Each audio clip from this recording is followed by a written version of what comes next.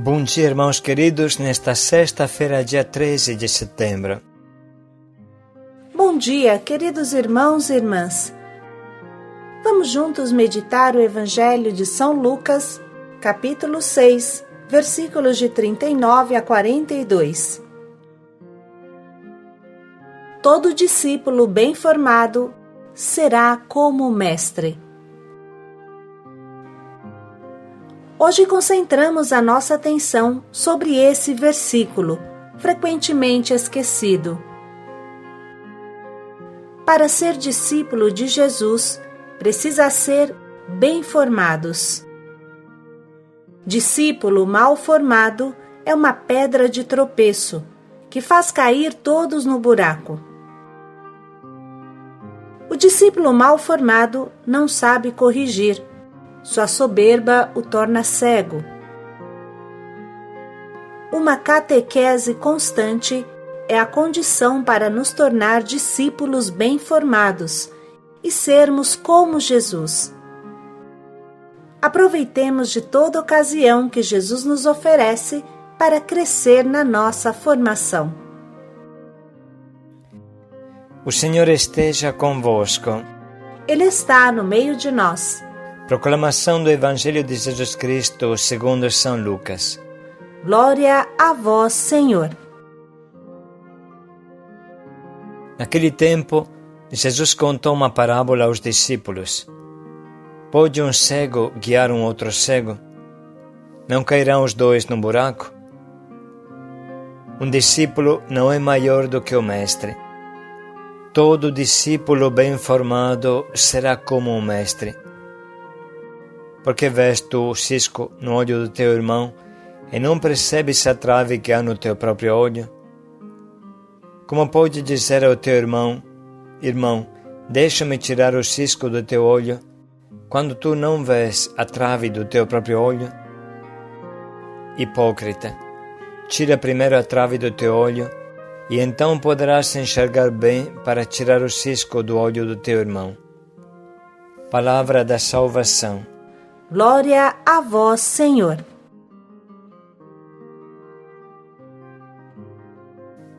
Irmãos, no mês de março meditamos sobre esse trecho, exatamente sobre este versículo. O discípulo bem formado será como o mestre.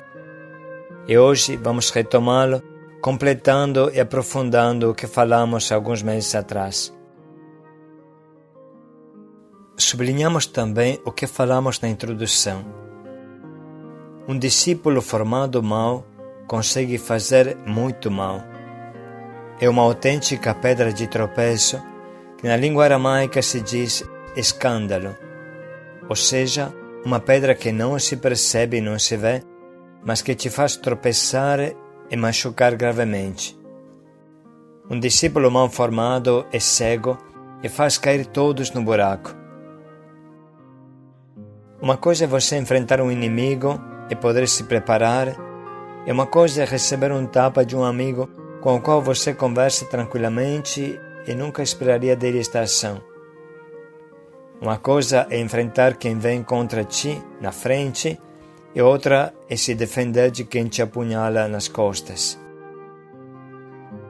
Irmãos, devemos entender que quando a sociedade se lança contra a pedofilia na igreja, não tem somente a finalidade de destruir a igreja, mas também uma amargura no coração. Do lugar que eu não espero, me vem a facada. Inconscientemente, a igreja é vista como alguma coisa pura, boa, que faz o bem, e quem se aproxima dela, que acredite ou não em Deus, sabe que vai receber coisas boas. Portanto, quando recebe uma facada, como é a pedofilia, então isso é muito dolorido, também para a sociedade. O mundo está cheio de pedofilia, até nos pediatras, no meio de professores, políticos, até no mundo judiciário. E o mundo está acostumado a isso. Mas encontrar essa praga também na igreja, isso cria um escândalo 100 vezes maior.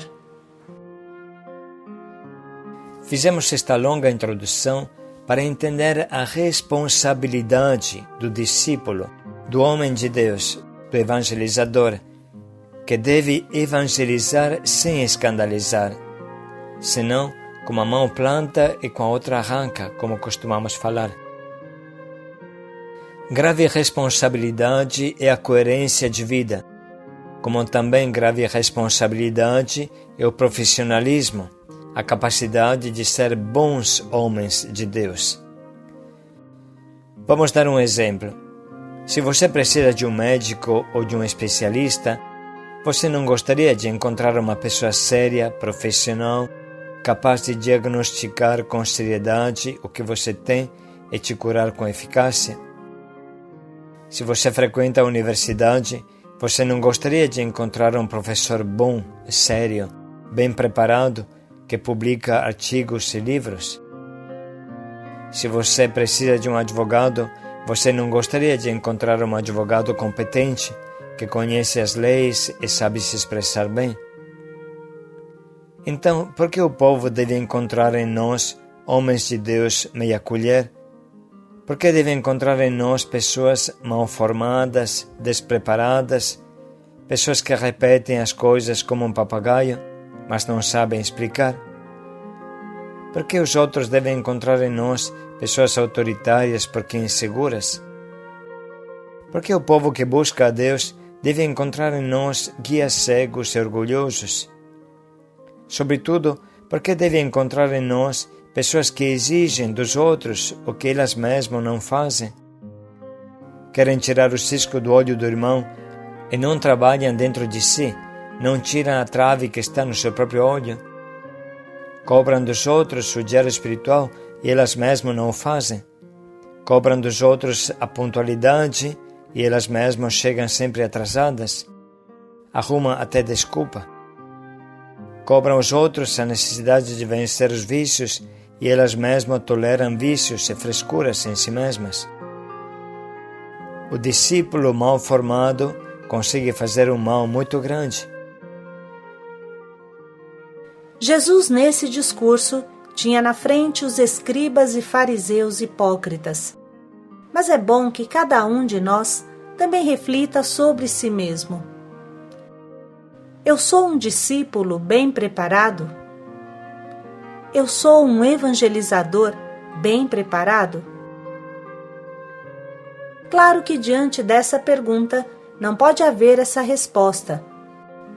Eu não sou não, então eu não quero ser nem evangelizador nem discípulo, porque dá muita dor de cabeça. Devo participar dos domingos de formação, prefiro ir na pizzaria ou na churrascaria ou na praia, ou ficar na frente da televisão, ou ficar deitado no sofá. A vida já é tão difícil, só falta eu ter que me preparar. A missa no domingo, quando puder, basta e tem até de sobra. Irmãos, esse modo de raciocinar não bate com as exigências de Jesus. Se alguém quer ser meu discípulo e não renuncia a tudo, não pode ser meu discípulo. Quem não carrega a sua cruz e me segue, não pode ser meu discípulo. E todos nós somos chamados a ser discípulos. Jesus deixou essa missão aos apóstolos. Ide, batizai, fazei de todos os povos meus discípulos. Portanto, não existe cristão que não seja discípulo. Pois bem, depois de ter colocado essas bases, vamos tentar aprofundar. Se formar significa, em primeiro lugar, aplicar a si mesmo o que ensinamos aos outros. Se queremos curar os outros, então é preciso curar a nós mesmos também. Se queremos tirar o cisco do olho do irmão, então vamos antes tirar a trave do nosso. Isso comporta um trabalho constante e delicado. Jesus ensinava a orar, mas ele também orava e orava muito. Passava noites em oração. Se você acompanha alguém na caminhada espiritual e convida esse teu filho a orar mais, então veja de não cair na tentação de você mesmo deixar a oração. Nunca é bom cobrar dos outros o que nós mesmos não fazemos. Para cobrar a oração, precisa ser homens de oração. Para cobrar a obediência, precisa ser obedientes. Para cobrar a castidade, precisa ser castos e viver bem a pureza. Para cobrar o amor, precisa saber amar. Para cobrar dos outros que vençam seus vícios, é indispensável vencer os nossos também. Se você é formador, então você também procure um guia que te forma, teu diretor espiritual. Enfim, precisamos ter bem claro que não se ensina com as palavras, mas com a vida. Os nossos filhos só aprendem nos olhando. Eles serão o espelho do que nós somos. Por exemplo, se um pai ou uma mãe obrigam o filho a ir na missa no domingo, mas eles mesmos não vão, então este filho, logo que crescer, não frequentará mais a igreja e no máximo dirá ao seu filho, quando terá um filho, que deve frequentar, mas ele mesmo não colocará pé na igreja, porque foi isso que aprendeu. Multiplique este exemplo por 100 e entenderá como é essencial fazer o que Jesus nos pede, e ensinar com a nossa vida, trabalhar em nós para poder ensinar os outros. Irmãos, deveríamos adorar os momentos de formação pessoal, porque é só um discípulo bem formado que será mestre como seu mestre. É só um discípulo bem formado que será um outro Jesus. E quanto o mundo precisa de Jesus redivivo! Para muitos, nós somos o único evangelho vivo que eles podem ler, porque talvez não tenham nem a Bíblia em sua casa. Como acontece essa formação? Em primeiro lugar, com a oração, com a adoração. Nunca uma pessoa que não tem intimidade com Deus conseguirá passar Deus. Poderá passar fórmulas, ordens antipáticas, mas não Deus. Portanto, o primeiro passo da formação é viver abraçado ao nosso Mestre, como Maria Madalena. É buscar as palavras do nosso Mestre, porque só Ele tem palavras de vida eterna. Em segundo lugar, para se formar, precisa buscar formação, buscar retiros de formação, domingos de formação, buscar novos conhecimentos, buscar entender as verdades que alicerçam a nossa fé. Esse próprio diário é uma ferramenta, se uma pessoa se decide a fazê-lo todos os dias. É uma pílula de catequese todos os dias. Pense um pouco. Como é que um jovem universitário consegue enfrentar um professor ateu se a única formação religiosa que ele tem é o catecismo dos seus 9 anos de idade? Como pode enfrentar os argumentos de um professor universitário com as poucas aulas de catequese de criança? Como pode enfrentar o casamento sem se preparar para o casamento? Sem saber ao que ele vai de encontro? Pois bem, irmãos, esperamos que isso seja suficiente para entender a seriedade do se formar. E com essas reflexões no coração, vamos ouvir de novo o trecho do Evangelho que nos guia hoje. Naquele tempo, Jesus contou uma parábola aos discípulos. Pode um cego guiar um outro cego? Não cairão os dois num buraco? Um discípulo não é maior do que o mestre. Todo discípulo bem formado será como o mestre. Por que vês tu o cisco no olho do teu irmão e não percebes a trave que há no teu próprio olho? Como pode dizer ao teu irmão: Irmão, deixa-me tirar o cisco do teu olho, quando tu não vês a trave do teu próprio olho? Hipócrita, tira primeiro a trave do teu olho, e então poderás enxergar bem para tirar o cisco do olho do teu irmão. Vamos dedicar um minuto para sublinhar e anotar as frases que mais nos atingem.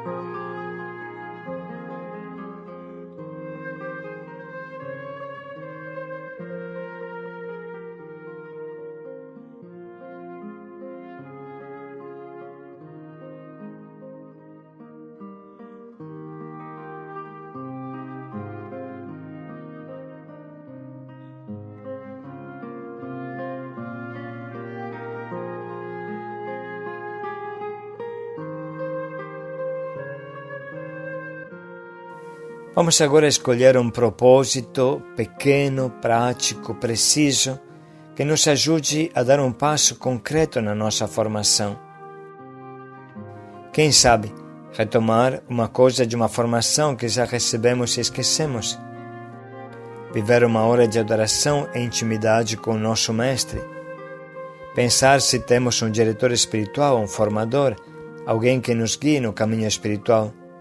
Ver há quanto tempo não o procuramos, e se não o temos, podemos pensar quem poderia ser. Enfim, fazer algo que este Evangelho nos impulsiona a fazer.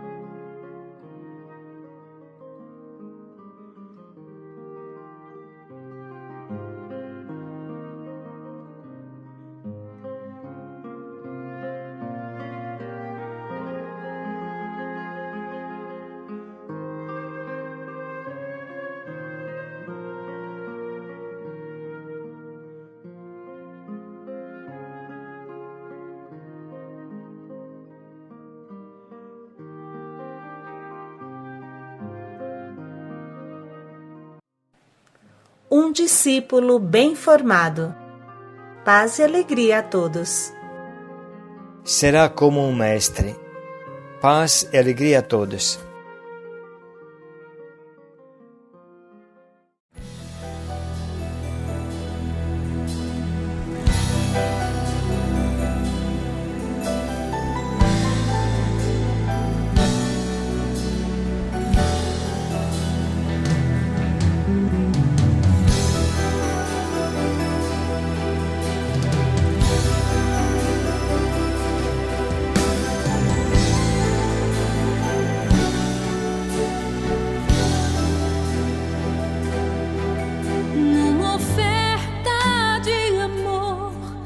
Sacrifício de louvor, minha vida, eu quero hoje te entregar.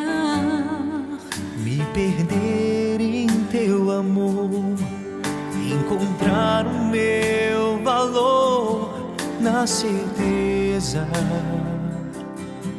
de que minha única riqueza és tu, Senhor. Eu quero tudo ofertar, porque eu te amo.